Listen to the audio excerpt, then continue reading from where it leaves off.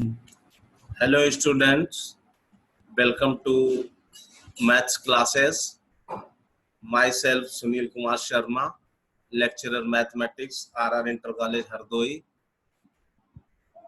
मैं आप लोगों को क्लास 12 मैथमेटिक्स में मैंने अपनी पिछली वीडियो में आपको डिटरमिनेंट्स के बारे में पढ़ाया था। उसमें मैंने आपको डिटरमिनेंट्स के प्रकार 2x2, 3x3 यानी द्वितीय और तृतीय कोटि के सारणिकों का प्रसार करना, चिन्हों का नियम और सारणिकों के गुण समझाए थे। आज मैं इन्हीं गुणों पर आधारित आपको क्वेश्चंस करा रहा हूं, इनको आप देखिए, जो कि एनसीईआरटी से रिलेटेड इंपॉर्टेंट क्वेश्चंस हैं।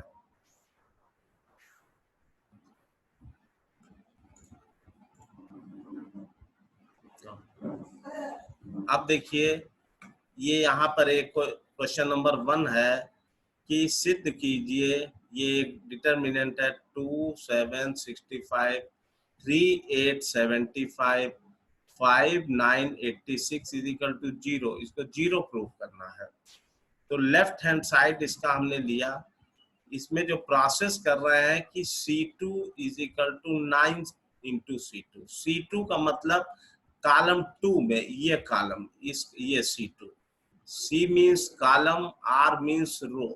तो इस C2 के सभी अवयव को 9 इंटू C2 यानी हम 9 से मल्टीप्लाई करेंगे। तो देखिए, पहला कॉलम ऐसे ही रहा, स्तंभ 2, 3, 5।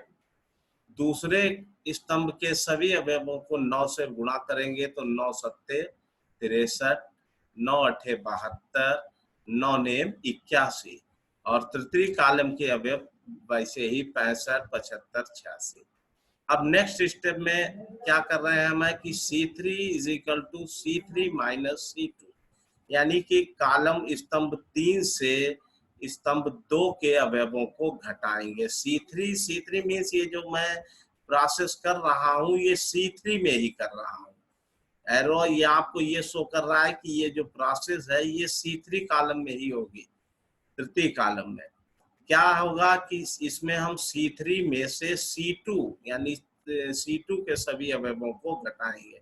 तो देखिए, प्रथम कॉलम के अवयव ऐसे ही रहे 2, 3, 5, दूसरे के भी 63, 72, 81। अब तीसरे में से तीन कॉलम से द्वितीय कॉलम के अवयवों को घटाएंगे तो 65 माइनस 63 2, 75 माइनस 72 3, 86 माइनस 81 5। ये अब आप देख रहे हैं कि यहाँ पे प्रथम स्तंभ 2, 3, 5 के अवयव है 2, 3, 5 और तीसरे स्तंभ के अवयव 2, 3, 5। ये मैंने आपको बताया था प्रॉपर्टी नंबर 4 में। यहाँ पे C1 और C3 दोनों स्तंभ आइडेंटिकल है, सर्वसम जिसको कहते हैं, यानी कि दोनों के, ये देखिए, दोनों के सेम अवयव एलिमेंट्स है 2, 3, 5 और 2, 3, 5। ये तो C1 is equal to C3, इसलिए इस डिटरमिनेंट की मान 0 हो जाएगा। गुण नंबर 4 में मैंने आपको यही समझाया था कि यदि किसी सारणी के दो पंक्तियों या स्तंभों के समान अवयव हो तो उसका मान 0 होता। तो इसी गुण के आधार पर इसका मान 0 हो जाता है। इस तरह ये बराबर राइट हैंड साइड के प्रूफ हो जाता है। नेक्स्ट क्वेश्चन नंबर 2 देखिए, यहाँ पे ये एक डिटरमिनेंट है 1, 1, 1, BC CA AB, A B plus C, B C plus A, C A plus B बराबर 0 प्रूफ करना है। देखिए, लेफ्ट हैंड साइड से इसकी भी स्टार्टिंग करेंगे, प्रूफ है इसका लेफ्ट हैंड साइड। सबसे पहले हम क्या करेंगे कि जो दिया हुआ डिटरमिनेंट्स है ये तृतीय स्तंभ के अवयवों के इनके ब्रैकेट को खोल देंगे।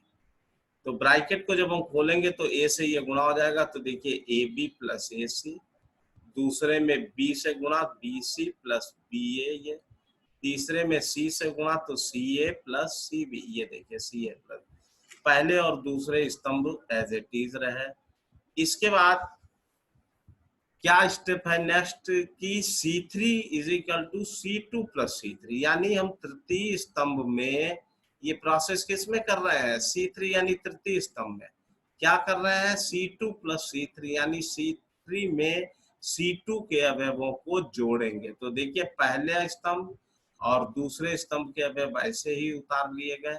अब C3 में दूसरे के C2 के अवयवों को जोड़ रहे हैं, तो AB plus BC plus AC है, तो यानी कि क्रम से लिख दिया AB plus BC plus CA। इसी तरह यहाँ भी देखिए CA plus BC plus AB यानी AB plus BC plus CA। इसी तरह देखिए AB plus CA plus CB यानी AB plus BC plus CA।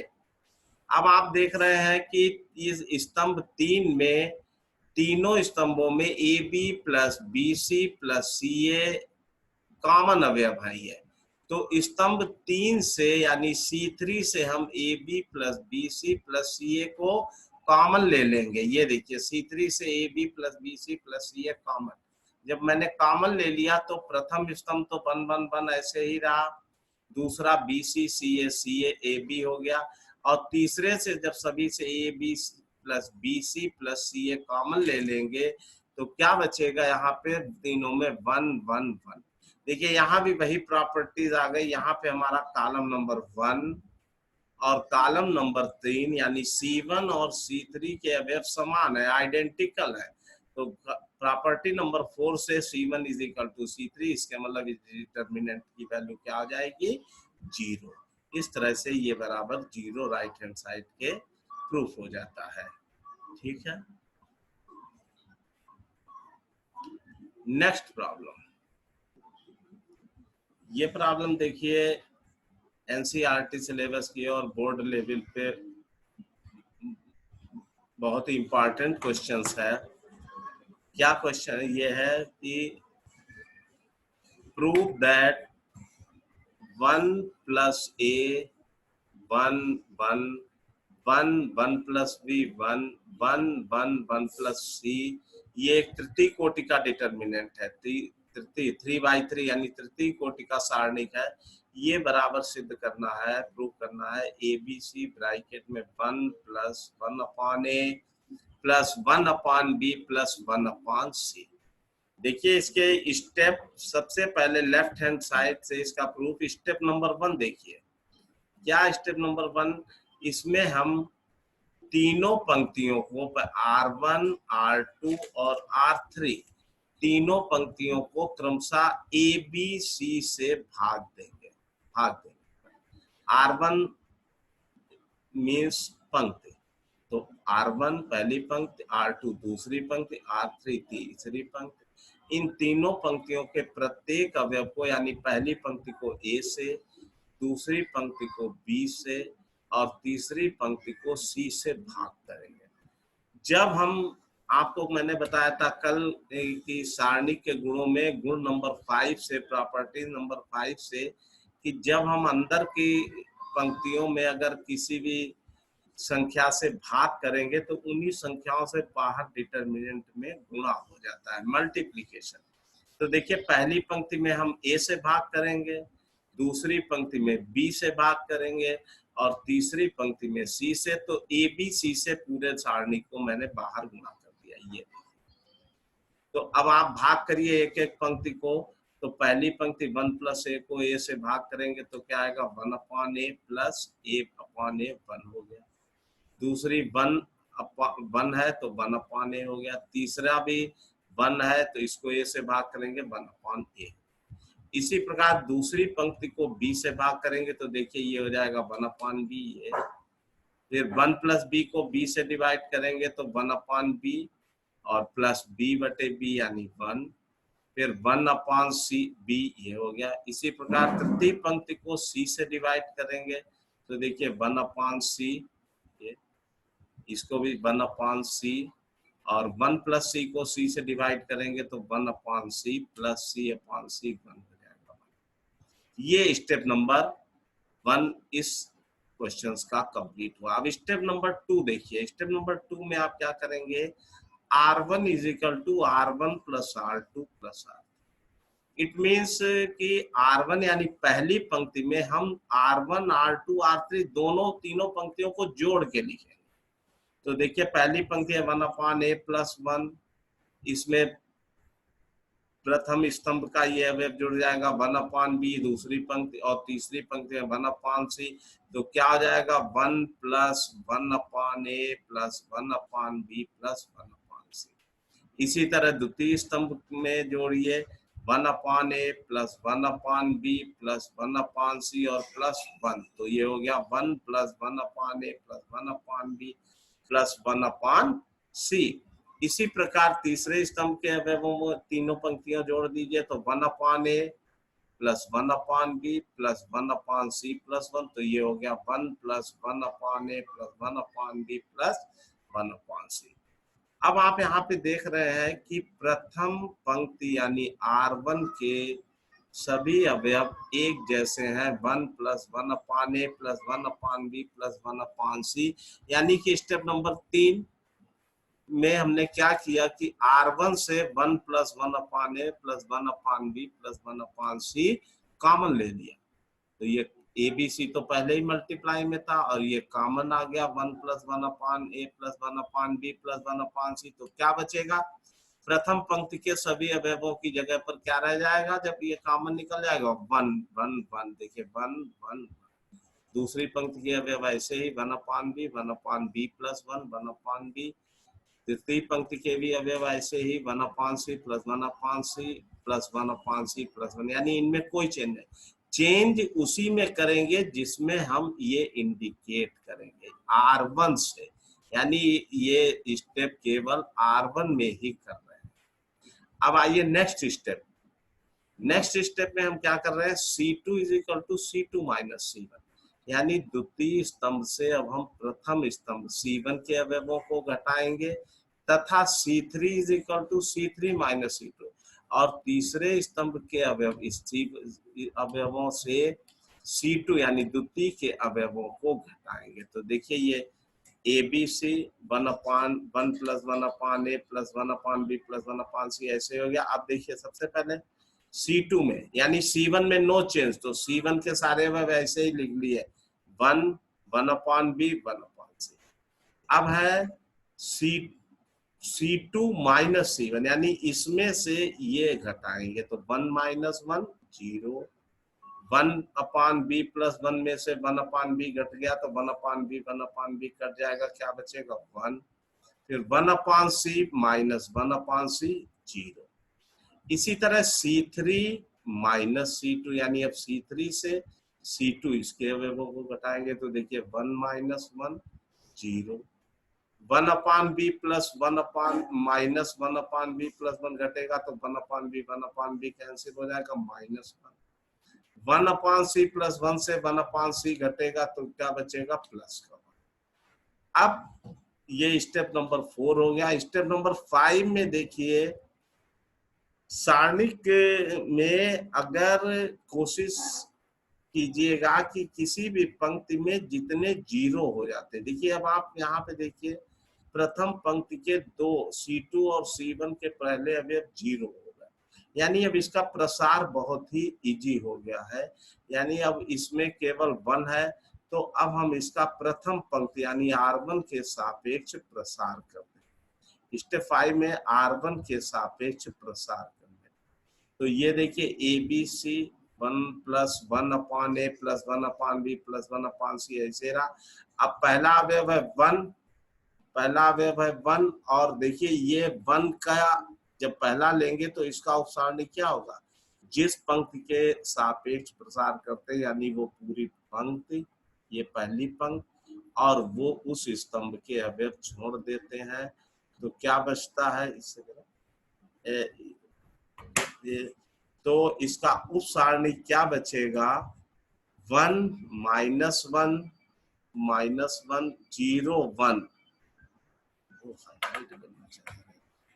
1, ये देखिए ये जो मैंने इसको देखिए ब्रैकेट में कर रखा है, यानी 1 के साथ क्या होता है 1 माइनस 1 0 1, तो ये अब इसका प्रसार, अब इसमें ये द्वितीय कोटि का इसका प्रसार आप जानते हैं 1 × 1 माइनस 0, तो इसकी 1 से मल्टीप्लाई हो गया, तो ये देखिए ABC 1 plus 1/a plus 1/b plus 1/c right hand side के बराबर प्रूफ हो गया।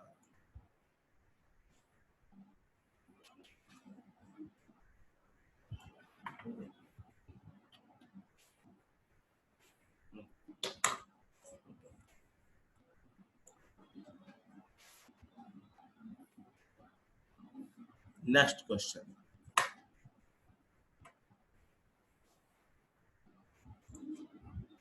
वो हाईलाइट देखना चाह रहे थे। अब देखिए क्वेश्चन नंबर 4,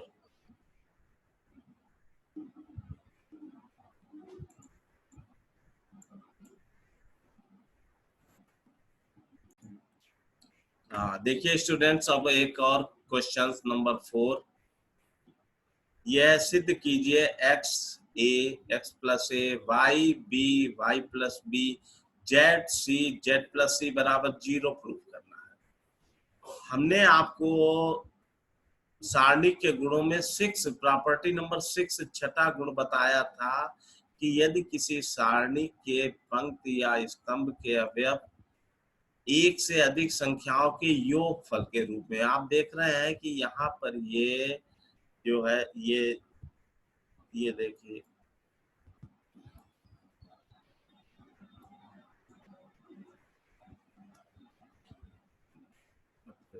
एक मिनट लगा हुआ है ना, ये देखिए ये तृतीय स्तंभ के अवयव हैं x plus A, Y plus B, Z plus C, दो दो संख्याओं का योगफल है इनमें।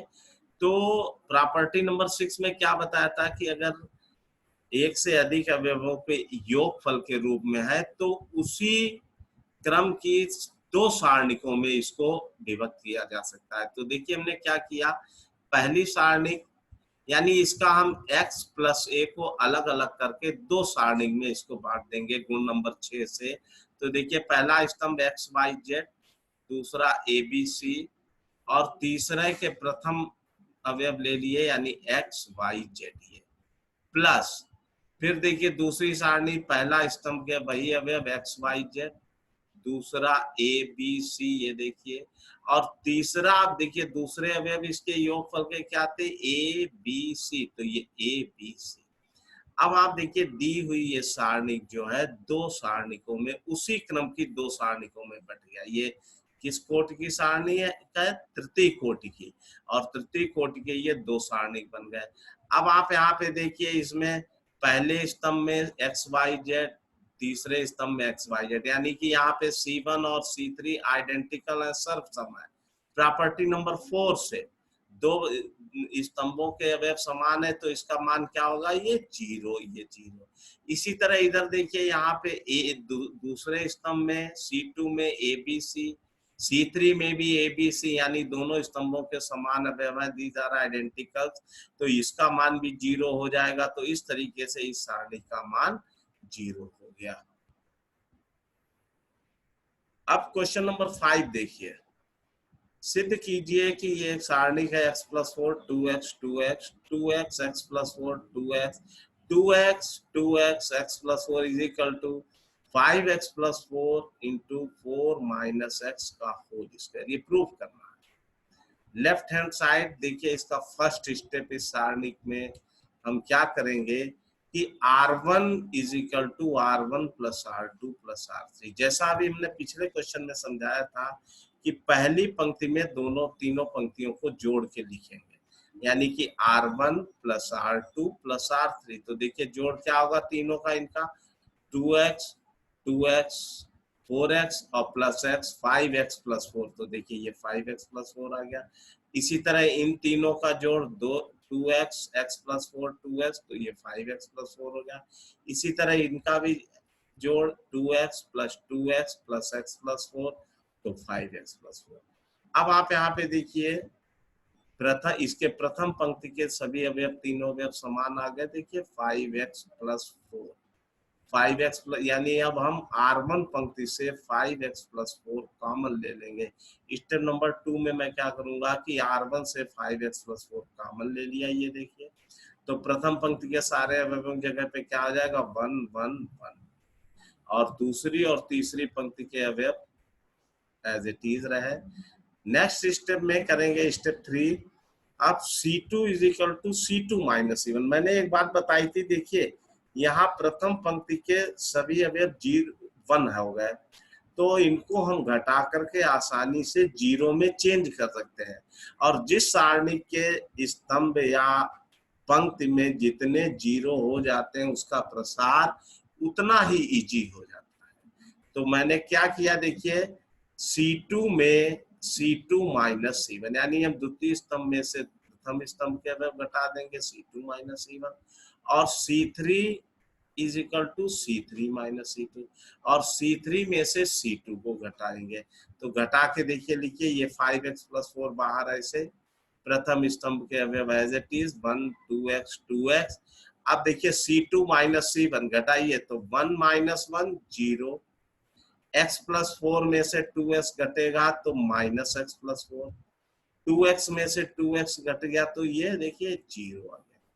इसी तरह C3 माइनस C2, C3 में से ये C2 घटाइए तो 1 minus 1 0, 2x minus x minus 4, तो क्या बचेगा x माइनस 4, फिर x प्लस 4 माइनस 2x तो माइनस x प्लस 4।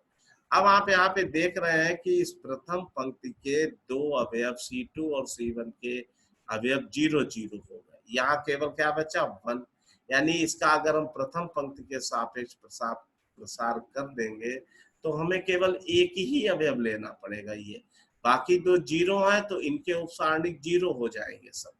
तो क्या हम इसके साथ लेंगे 1 के साथ, देखिए ये मैंने जो लाइनिंग में बॉक्स में लिख रखा है, यानी इसका उपसारणिक होगा minus x plus 4 x minus 4 0 minus x plus 4, इनकी कैंची गुणा हो जाएगी।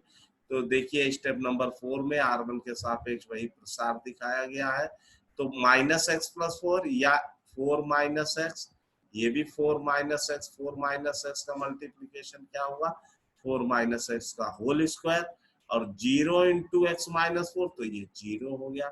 तो ये देखिए इसका आंसर आ गया 5x प्लस 4 और 4 माइनस एक्स का होल स्क्वायर, ये प्रूफ हो गया बराबर राइट हैंड साइड।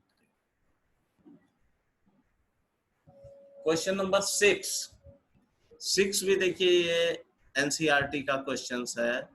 सिद्ध कीजिए a minus b minus c 2a, दूसरी पंक्ति के अवयव है 2b, b minus c minus a 2b, तीसरी पंक्ति के अवयव है 2c, c minus a minus c, बराबर प्रूव करना है a plus B plus c का होल क्यूब। तो देखिए लेफ्ट हैंड साइड इसका प्रूफ, स्टेप नंबर 1, इसमें भी वही प्रोसेस हो रही जो भी आपने क्वेश्चन नंबर 5 में देखी थी कि R1 में हम क्या चेंज कर रहे हैं, R1 plus R2 plus R3, यानी प्रथम पंक्ति में इन दोनों पंक्तियों को हम R2 और R3 को जोड़ के लिखेंगे। तो a minus b minus c plus 2b plus 2c, तो इनका जोड़ क्या होगा, प्लस 2b में से माइनस b घट जाएगा तो b बचेगा, और प्लस 2c में से माइनस c घट जाएगा तो प्लस c, यानी a plus B plus c। इसी तरह दूसरे स्तंभ में भी इन तीनों का जोड़ क्या होगा, a plus B plus c। इसी तरह तीसरे स्तंभ में 2a plus 2b plus c minus a minus b, ये भी a plus B plus c होगा। तो अब आप देखिए फिर इसमें वही सेम, प्रथम पंक्ति के सभी अवयव समान हो गए a plus B plus c, इससे हमने a plus B plus c common ले लिया, तो प्रथम पंक्ति के सभी अवयव क्या होंगे 1 1 1। फिर वही देखिए सेम सिस्टम स्टेप नंबर 3 में, अब हम प्रथम पंक्ति में सभी 1 1 हो गए तो इनको हम 0 बना लेंगे 2 को, तो क्या चेंज करेंगे C2 C1 माइनस C2, यानी द्वितीय स्तंभ के अवयव को C1 प्रथम स्तंभ से घटा के लिखेंगे C1 माइनस C2, और C3 में क्या चेंज करेंगे इसी तरह C1 माइनस C3, और C3 को C1 से घटा के, तो देखिए प्रथम स्तंभ के अवयव इसमें कोई चेंज नहीं तो इसको ऐसे ही लिख लिया 1 2b 2c। अब C1 माइनस C2 और C2 में लिखेंगे तो 1 minus 1 0, 2b minus b minus c minus से जब घटाएंगे तो क्या बचेगा 2b माइनस बी बी, और a प्लस सी तो a प्लस बी प्लस सी आएगा। इसी तरह 2c माइनस 2c, ये 0 आ गया। अब C3 में C1 माइनस C3, अब C1 में से C3 को घटा के C3 में लिखेंगे तो देखिए 1 minus 1 0, 2b minus 2b 0, 2c minus सी, और ये प्लस ए हो जाएगा प्लस बी, तो क्या बचेगा a plus B plus C.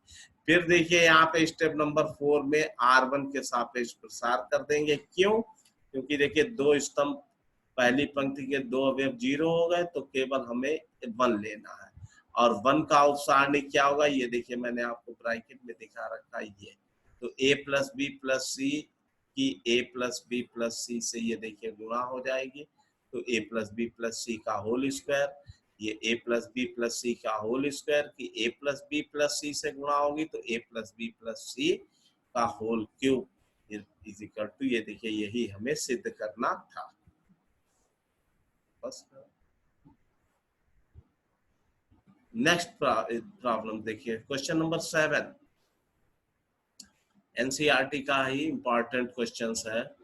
B सिद्ध करना है, B plus C Q plus R Y plus Z, दूसरी पंक्ति में C plus A R plus P Z plus X, तीसरी पंक्ति में A plus B P plus Q X plus Y बराबर 2 A B C P Q R X. यानी इसका जो राइट हैंड साइड है वो भी एक सारणी के रूप में ही प्रूव करना है। तृतीय कोटि की दोनों ओर सारणी है, ये भी तृतीय कोटि का है और ये भी तृतीय कोटि का।